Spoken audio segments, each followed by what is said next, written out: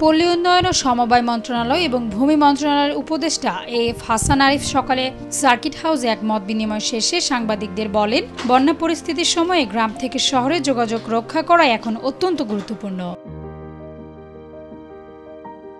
বন্যা পরবর্তী সময়ে গ্রাম থেকে শহরে যোগাযোগ রক্ষা করা খুবই জরুরি। গ্রামের একটি ডিম, মুরগি বা শাকসবজি তখনই শহরে আসতে পারবে যখন রাস্তাঘাট ঠিক থাকবে।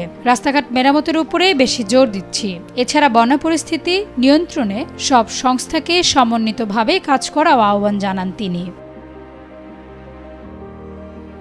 উপদেষ্টা এএফ হাসান আরিফ আরও বলেন, স্থানীয় সরকার, সিটি কর্পোরেশন, ওয়াসা, পল্লী উন্নয়ন, স্থানীয় সরকার প্রকৌশল বিভাগ সহ সব দপ্তর জনগণকে সেবা দিয়ে যাচ্ছে।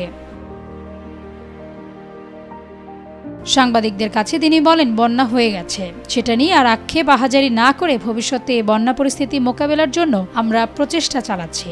রাস্তাঘাট সংস্কার, বাজেটের স্বল্পতা, বন্যা পরবর্তী পরিস্থিতি, মানুষের সমস্যা নিয়ে আলোচনা হয়েছে। রাস্তা যেগুলো বেশি ক্ষতি হয়েছে সেগুলো তাড়াতাড়ি সংস্কার করতে হবে। তাসনভা ঐশী, ডেস্ক রিপোর্ট, ভোরের পাতা।